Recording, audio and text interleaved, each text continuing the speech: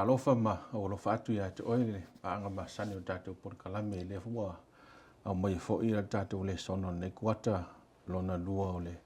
nei tusanga lua afe lua sumane lua no fai unga ma tatou le sono sfuma le tolu le fa sopo mai le atua ia la tatou fainga malanga mai le sofa manu malo Yesu Keriso o te fa pe atuai ta lofa lava matalia ina mai oe le wo o le paanga ia e fa ta lofa tu fo i ma te lia mai oe pa fai o le taimi mo le nei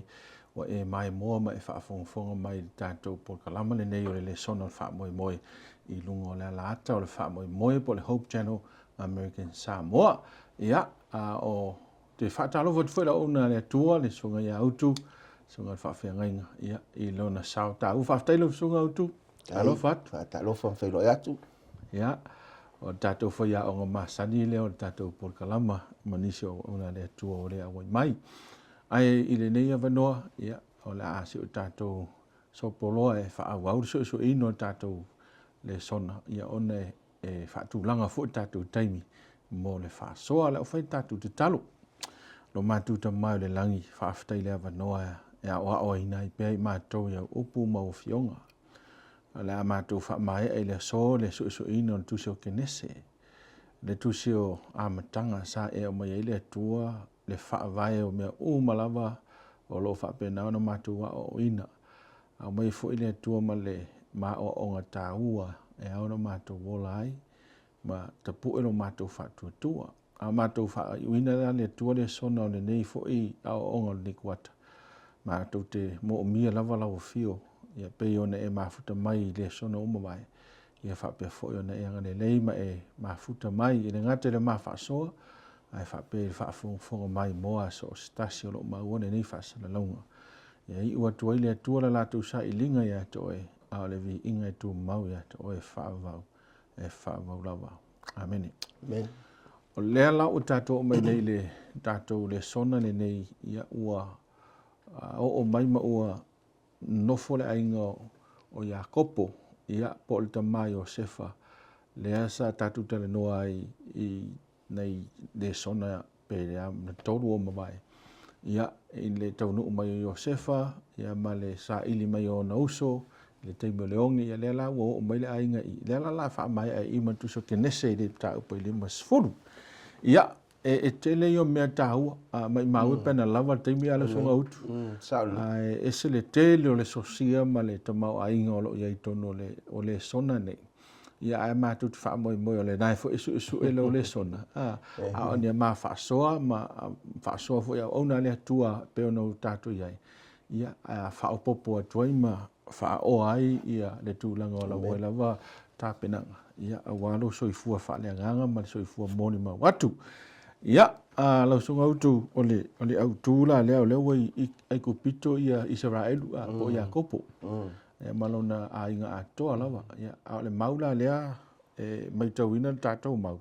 ia ole toi fa mautuina le ole no fore ainga le o Iakopo ia pemfene sa no mai le vai nga matele ta faso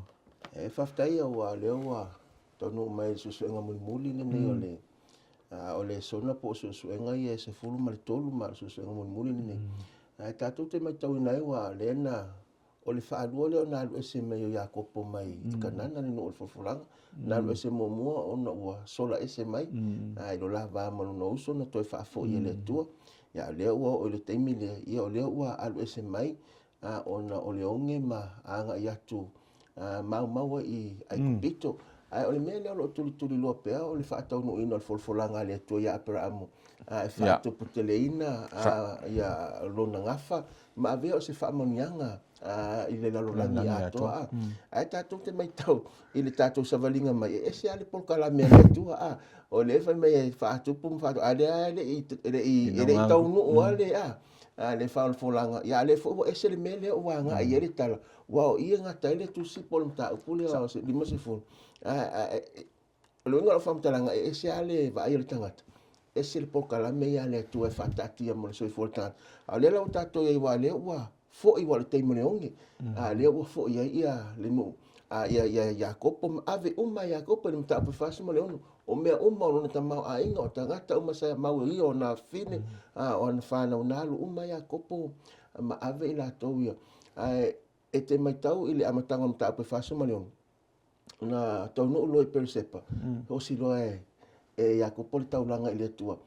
o nei o se nofuanga le i le tala whaasolopito o mai a apera amo o mai ia kopo se nofuanga le pio i e sa ili atua ili atua mo lana taitainga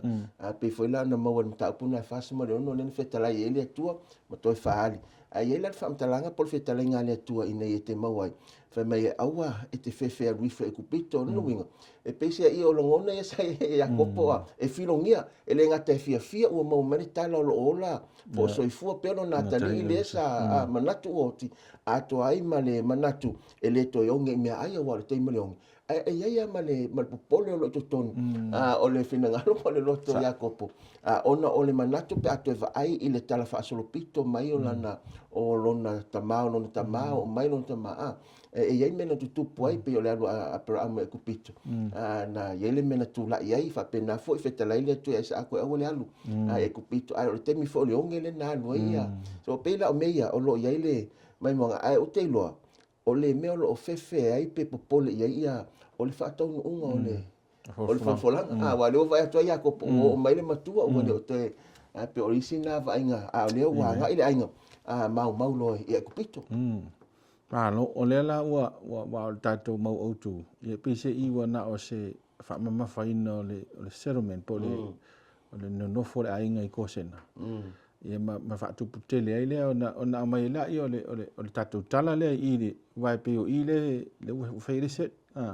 o le tala ato ma fa i ungole o le soifuanga o Iakopo mai o sefa so tau o le upu muli ala tu sio o ke nese mta po le mas fulu i no fai upu e luas fu male ono I believe le upu le fa mai o le se tu lo fa Britania a coffin in Egypt po le pusa maliu po le sa o lo Aikupito o le sa o Josefa e tau mai ai ia e peona e sauno e ai le fa moenga o Iakopo malona uainga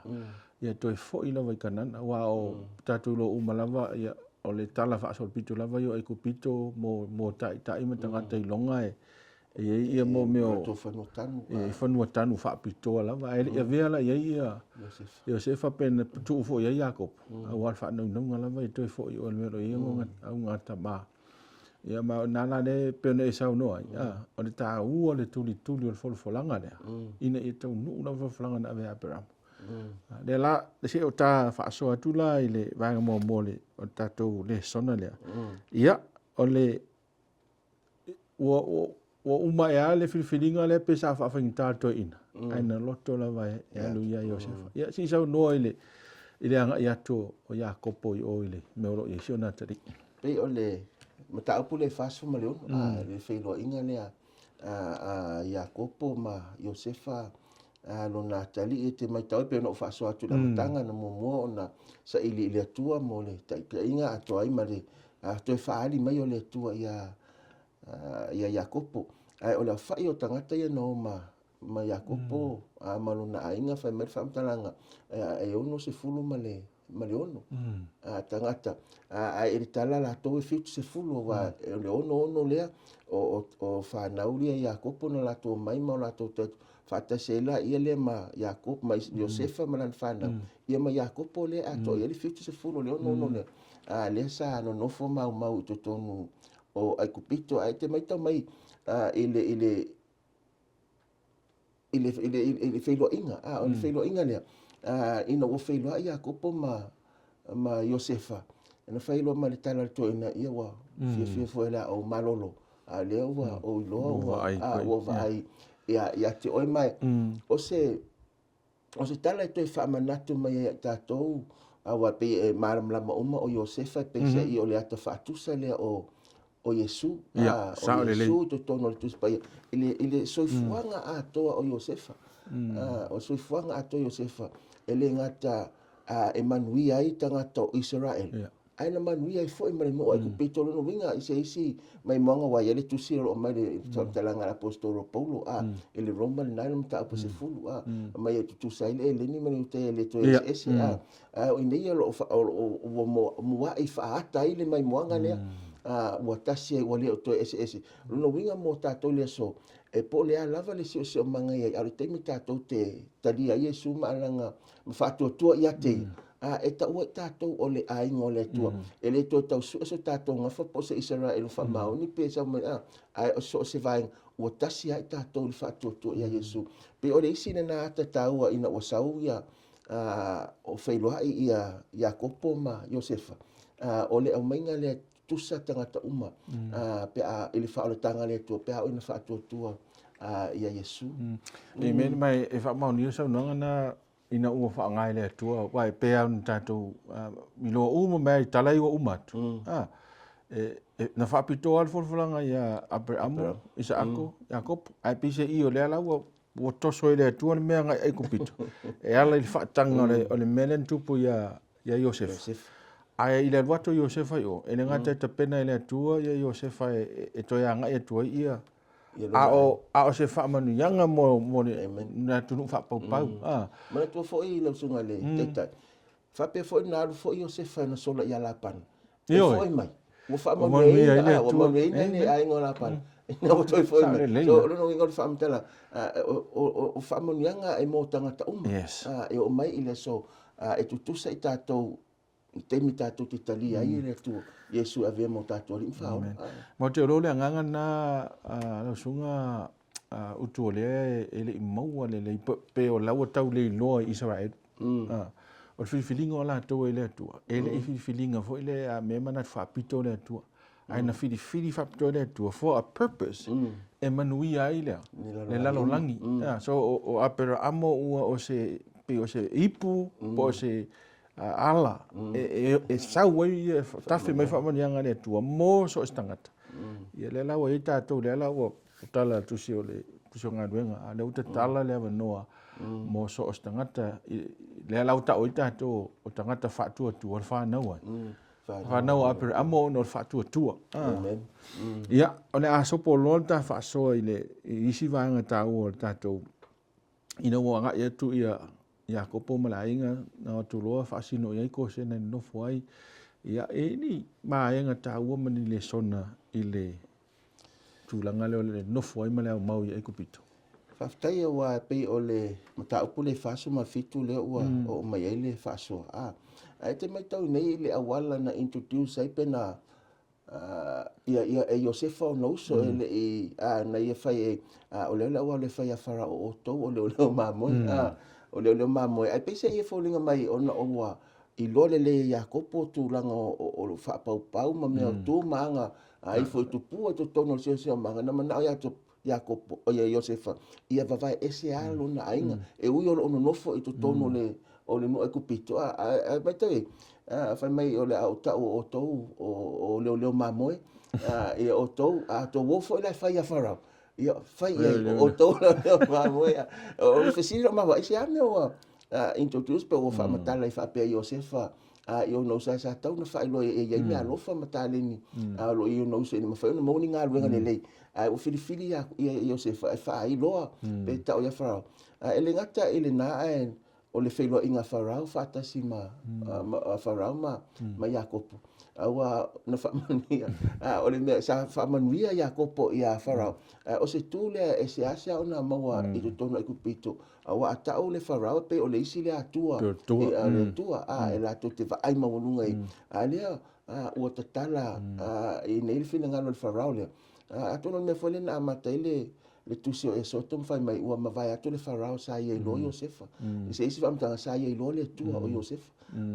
lea ua mavai atu nene fa polonga lo le tusi e soto e taua le mai moanga le ona o le fa manianga le na fa mania ia Jacopo i le tupu ona o le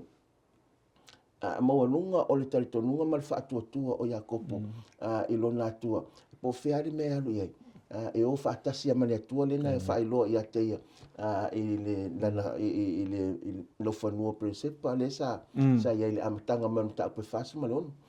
Luna winga se whamtalang. E so se mea eo i ele whanau le atua. Po oi lava tangata maululunga e whiawhiangai. O lo o iai whaatasi ma le teita inga le atua. Yes. Ole tūlanga nā lau sunga. Pei a lenta amata mai ai.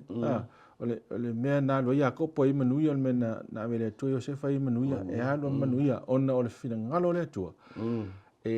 Ole mea eo i untangata. E ta tauna manuia. Ole siu manga. Ole vāfo i matangata. Mai tā ua tele la vaanga lea wae. Ai maise lau. Ole e tau sero ia le aingo ia kopo. E o mai fo. Ia o tangata hau mau ele tangata. Ele tangata moni o le nuu Aikupito. So o le tā ua lana o lana ia o le vālea ma le whaamanianga na watu i le tupu. Ia po le tua lea tangata lea ifo i tangata Isaraelu. Ona o le tau ave o le tūlanga i manuia o le atua. Na isau noa utu tūlanga lea i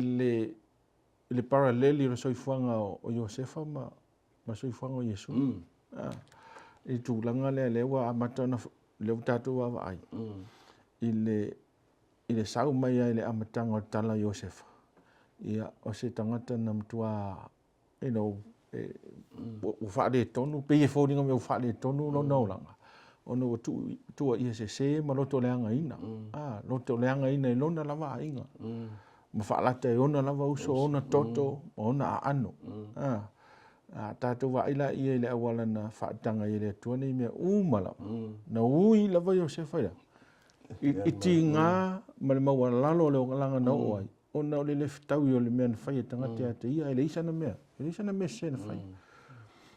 Tātou wa iwhila i soifonga o Yesu. Whapena umalava mai o le so, ia te o le so na tā ua te mna, awane i misi. Ato ne misi isi mea tā ua te o so le sona nei. A o mea tā ua ia po uvovonga i o le sona nei, awane i misi tātou. O taimi nei o le unga, e whapefu i le anga ia tō soifuanga o tangata ke orsiano i tau whai unga o le tala Aikupito. Tātou mai tau ina i tusa ma walo anga. Pā o ni whaaso o tai walo anga ma tātou le sona nei, tātou te loa ai. E whapea le mea o le ao o ia so le unga. Ma e o mai sa uanga. E le mwhainga justify ni sa uanga ai o lunga o le vaai o tangata. E sen mele le tau sisi tangata o le atua. E tu mau alo na ia wha maoni le ngata le upu o le atua. O le ola wha maoni i tāpula a le atua. Ma tau si tu la whono le atua. Ia ona vai meila ia e roto le angaina la ia tangata. Ona wale ele ngata ele aru o ele mese le. Ia ia manuia ia pe tau noa. E maua tangata wha manuia ina matu mau le atua. There will be persecution. E o mai isa wanga lana. Mai o le mea tā ua le no tau fia ia o i lawa ia. E whaatanga i le atua. O le mea siri na e whaingatai a tātou. Awane e manatu o oe e te usta i le atua e alo i la mea. E whaatanga i le atua sauanga. E sawa ina tātou and sometimes even death. Even to death. Ia le mea lana. Ia mahala mai au lea. O te lo i le ata lea. E ei te me su e ai pe testa i le tuol fa tu tangata. Awa ale ai ni suenga. E le tupu le fa tu. E le malo si fo le tali tonu atu i le tu. O nisi te me e mana ia no fo anga le wa fili mo le comfort zone no tangata. E le mafaila ona fa ani mai le tu le no mana fa va venga. Se va na o e la ese male. Se o manga pe fo la o Jacopo ina ta fa so. Ole la ese mai ile mele ua o tele tau sanga o no foi ole la ese mai ele ese me fa no fi e fa pena fo tala ato ale lai ate mai tau ia Iosefa ese le mata mo fi te inga le to wana fa tau e no so fa tau le e la to ia tata mitiana Potifar ai na fai mamatai uma fa atu le fa pui o no mo le se e rot fo fai mamatai to no fa pui ele awala e ta pena pole ala var mo lalo e ia le awala le tolo ta pena e fa e onisi te mi le mai tau le tala nei le wato ta fa ba inga mo anga tala ia Iosefa malana savaningo na itangia o no uso e pe na itangia Yesu e lona lava tangata whaatauina pe on whaatauina Yesu e lona lava so ai tupe siliva le ngata le na lafo ia Yosefa fa pui whaitauina whaatasi matangata pangota fai pe na fo Yesu ina o tu ina fa pui whaitauina whaatasi o ia pangota mana tua fo ila i mitia tangata e to o lua sai to tonu na ola lesi ai oti lesi e fa pe na fo i pangota e to o lua sai o tafo Yesu na ola lesi ia ai fana le tas so o ata uma ia le vo uma fa fana mai ni tale se ia ai na fa ia ina ai e fa mai fa talanga o le tama le sa sino na lo fa ia yo lona tama fa pe na fo Yesu e pele e le tama o le alo pelo ai na fiu mai ia ma di mo tato se o mai monga la tama ia po ni si o me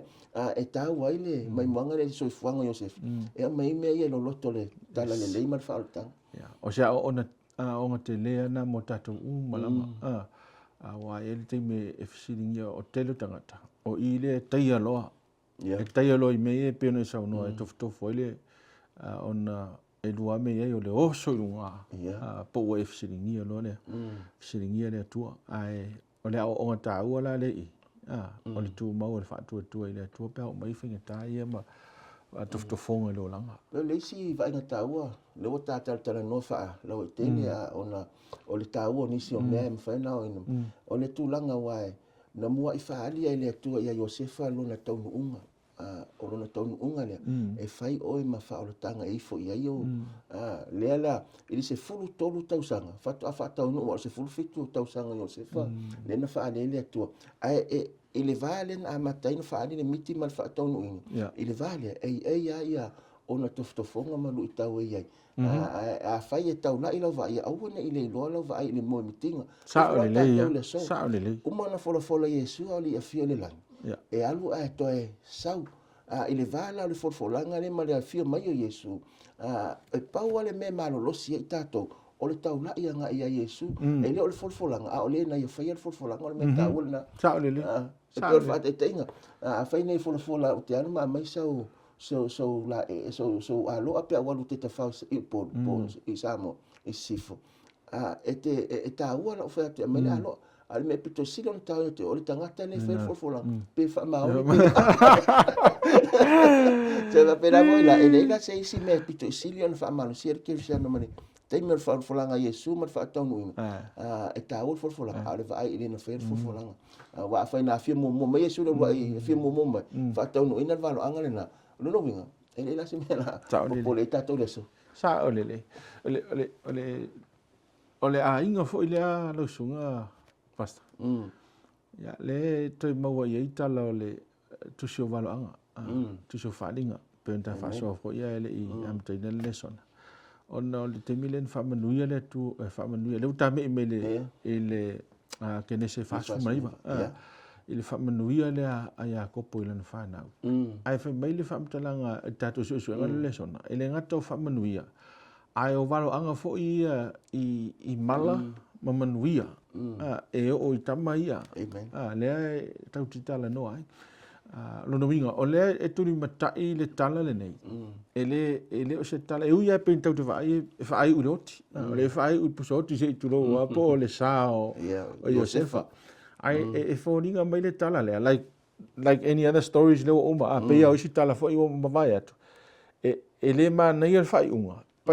but it gives you hope. There's always something to look for in that story. De si mena pi e kakau nga fa wa pesi i kako fai kau po fe me nga i fu fanga le kua. Amen. Ile tala le po fe le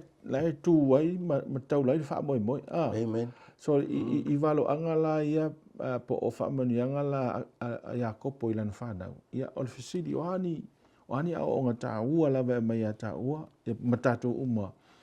I le fuafuanga le atua mo le whaatonu ina lon fulfulanga le na ave ia aper amo. E taua wai, o le fulfulanga e tupu e to tele lau whanau peo leo no le ka whanga, fetu o le langi. A le mai tau nua kua fiksi fudu ade a e. Kai au se lau mo. Le fulfulanga. Ai e malolo ia kopo malona tali tonunga mal fatu atua ele pepelo le fulfulanga e ia le te mino mana so ile fase lau tau sanga ina wa mai a ia va inga ia tu si o ke ne se na fa tau no ina wo ese mai milion va ia kule tu le fa lau le so mai tua o le mo kwa maka ke le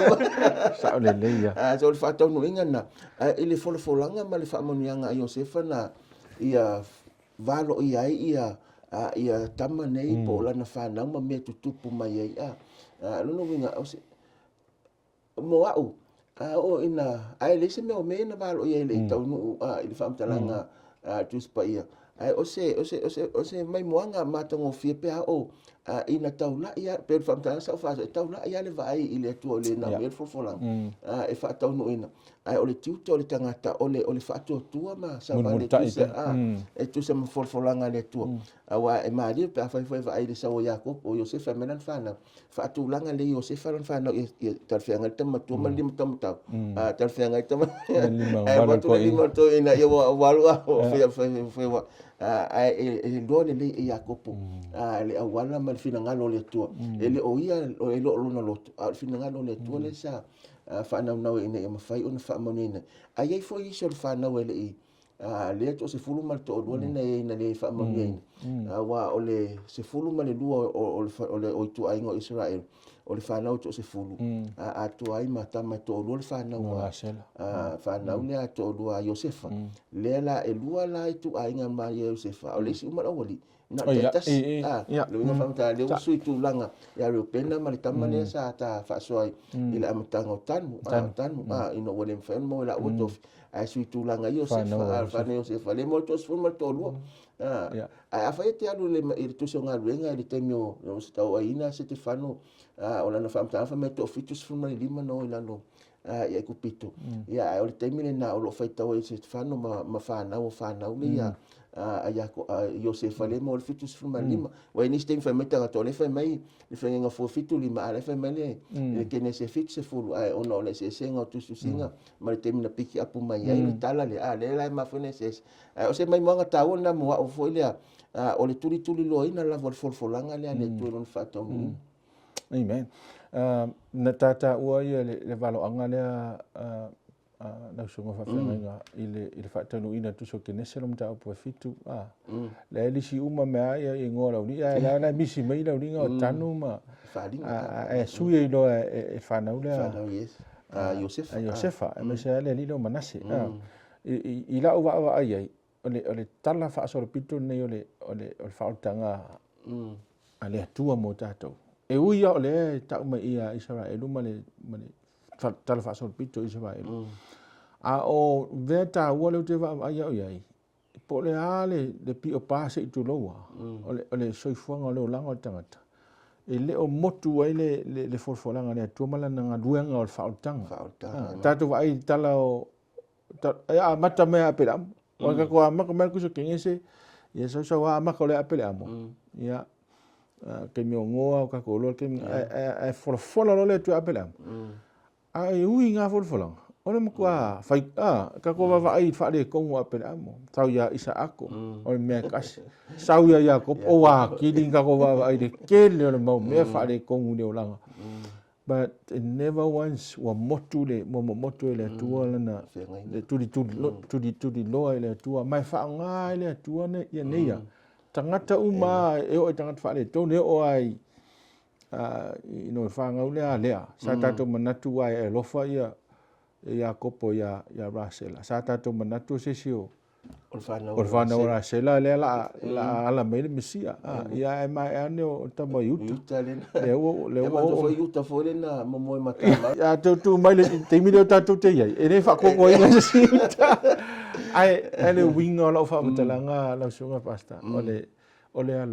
mele lo ai ole tala atu ne fa vai le lo fa tu no le tu tatu fa tanga ele ai se mea tatu te whaia earn ai le favor o le atua ai o le atua lava ia lofa lava ia i tātou ai tā wala ia tau le moni man wha maone tu watu le loto tangata o tātou umayang sal le isu tātou te me toi wha maone loto tangata tu watu le atua ma tau mawhai pe o Jakopo eventually realize ya ko po tau on fa tau nu melen fa mai non tama for langa le man fa manianga le so he has to go to Aikupito ali o fa manguia yonga ele yoki fo ele mali fo ko inga ye mo ki ngol ko inga e fa manguia yonga akari le ngo ile ala ko ya le melen for la mai so ele tu fa ele ya ko polo na mali e uile pi o Paulo no langa se tu lo lava. But later on ilo no langa to tua ma fata ua ia me ia. Sa finau ia avatu fa mlianga ia le tua. Amen. Ia. E ta ua wa e ngata le na e mana fo ia ko po tanu o ia Iyo, ne Aikupito. Na mana to ave ia le fanua le na ia fata wina. Ino oti ia Rasela. Ino oti ia le na va mana o fa tau fanua foi le. Nen to ave ono winga e si fe au fa na mai tato. E pole lava e o lava ile oti ai lo ia ile fa mo e le o se no fuanga ni mo tato. Ele fai no tato ni ora. E fa pena foi la pe ava ile tare Joseph. No fai Joseph fai no so. E to ia si mai le to ia to. Ele kai wa fase la to sanga le vale na ale o fai ia Joseph. You know, e to ia si mai le to ako wola. E ma va to mo wi vietanu ele no for langa so o me e mai ele ngono fa mo le ngono fie au na ma le ngono le fa malosi ele nga luenga le tu ona yelo tato mo tinoang ele fai mo tato le no le tato te ona tato pe fa mtalanga Yakopo no talia farao wa ona stanga to fai malanga ona se lauto se fulu o tau sanga o siria ele titi foi tau sanga o tu o mai tala ma o le ua a mai tato le so o tato ele tanga ta mau nei fai malanga pe Yakopo malana talia tia farao o yo tanga fai malanga e sa tele mea pe fo le vai temine ia o tele atu tau sanga o tanga tai tau so uma vai i lo tato le so ia o fu mai o le sala ma a fianga o le o mai o le sala la ai fa afta ia lo ia fa moi po le ola po le oti a lo ia fa moi lo tato no fuanga ni pasa e me o lo si o lo pele tangata wai tau te tala no al tu spa ia mani me ya tato fo ia tato ainga tato fina wai me masani pe ona fina wai la langi fi fa mau tu lo fale mau tu lo ta vale fa mau tu lo suafa o fanua ma me uma ia al taua le tato fa so nei ole ainga moni o tato wa na on tangata mau na on tangata mau fa pe fa tanga polo fa ye sidi me lo langa le nei i lo lava o langa o sidi la lo mala ia langa le wa i lo le wa i lo tala le a to fa ma lo si le mo tato you know o me la o occupy ai lo taimi botau le ai se taimi o ma le atua ia ma inga lue mo nga le atua tele o tangata tau fa la wa pa ele sai to ai ka le inga finga nga kala ngo o ka ko kala ngo i fangua kala ngo i ka vale kala ngo i mano au ko dise ke me you know a ver tala le e tau ia lo fa so le lo sunga le te ta yo le fa so le ta ya e fina ngalo le tu i manuia le tangata so fuanga le ni e fina ngalo foi le tu ia awone ese me su tu langa ina o le langa ta tu pe le mele na e tau le fina ina e manuia le ainga fina ina ia le ta fu mamau ia ni te unga tupe man me pena fu mamau awone avema me ia o me su tu langa ile tu te tau no mo me uma e tau la wa ni se temi pe ta e fai ta to nei Kelsiano le tala le ya fa me ko so on fa ngi me o le wa la ka me ona vele ma me fa tala le ai ile so fu ka malai sa le ona to e fa ia tu la ia le wa fa le to no ia fa me pa wa me le ma tu e fina ngalo le tu e manu le ainga so e te taula ona fina ina e manu o le fa mtalanga ia awone i ave me ma me sui tu langa ile tu ile tapo inga ta wa ya lua nga tele o te mau ainga ia sui tu langa o te mau ainga ile tu sa masanyo na ia tapo inga ainga na le lava a matalona le tu tapo inga ai sui tu langa i me yo le sui fa e fina ngalo le tu e manu ile ainga o fina ngalo le tu ia awone i ave ma me fa mo mua ai fa mo mua le tu me mo le tu te mau ainga o le taimi o le ainga me o fa mo le tu amen ya nau ma nei wa over ma ngai wa palengi le fa so ina me la ke te mi sa lo so no ya wa le palengi ngala kuro le ska ka ngal pis me lo ko era ko fa le scoop o le la ai tau te le fa palengi o le fa so ina e manino le tato o le fa mo lava o le tua i la o no te mau ainga ma enga due au tele ngadue so sa ili i fa mo tum fa au tele nga ngale tua tele la tu tum fa la ina ai fa aftaile tato o mai mo aftai tele lava i le nei fo i kuata aton tato mafutai ia fa aftai fo mo tar sanga fai so na tu fa popo ia o lo ia tato comments fo ia te komeni mai ia e fai tau fo i ma fa so ai ni so o la to e fa to mai mo ai me tau nei e me se la ona le tua le sa fai matato fa ya onga ile nei kuata so nga utu ia fa manu tele lava le tua ina fa fo mai mo mai lu fo le se tato fi lo inga ile le sono la so mai ia i te inga male to singa lo fa le tua lo to so fua me se so ma ola ve fo ya fa afta tato so nga fa inga ia o tato fa o te fa ya onga ia o le tatou le sona nei kuata ma sunga vine ia o sunga vine o lo sa vai te mine ia ona se tasi fo i tino o nga venga nei America sa mo wa malo lo atu fa tali le fio mai le li sunga yota ia fa manu atu fo i le sunga al fa fa nga mai na to uma lo isa la fa te mine ia ai lo fa tatou talo e le lo sa no mai tatou talo lo sunga ia so tatou talo le tua e maufa au mātou loto pe a mātou whaalongo i le tala le leo long malo. Awa oi nei mātou le tua e le aisi ato ango ia i mātou. O na o la o fioa. A iei teimi le tua e te whaatangai ia tofo ina lo mātou whaatotua po le so ina o mātou tangata. E le ngata e tupo e lo mātou whaatotua. Ai ati leo no mātou whaalangolango atu i ati o le o le wala wina. Whaaftai so engol nei kuata le tua. Ile tuso kenese tele me taua wa o ina ma tole tua ai le ma fai ona mai susia ma tama ai ngalo tanumia ile tusio a matanga le tua te talo i fa manuia ia ila to uma o wo o e masani ona mai mo mai nisi fo i o lua taime nei fa to amafuta mai e ila fa manuanga le tua ta ilo ma to wole au le a matanga le isia ma to faso ile lofa ma le anga le leo lau fio fa mangalo i mato ma le o nanga pe a faise me o le tu sai fa ato e lo nganga le tua ina ia vi ia oi ta pe nai mato mo le langi ma le o le fa vau i lo lava sa fa pele Yesu amen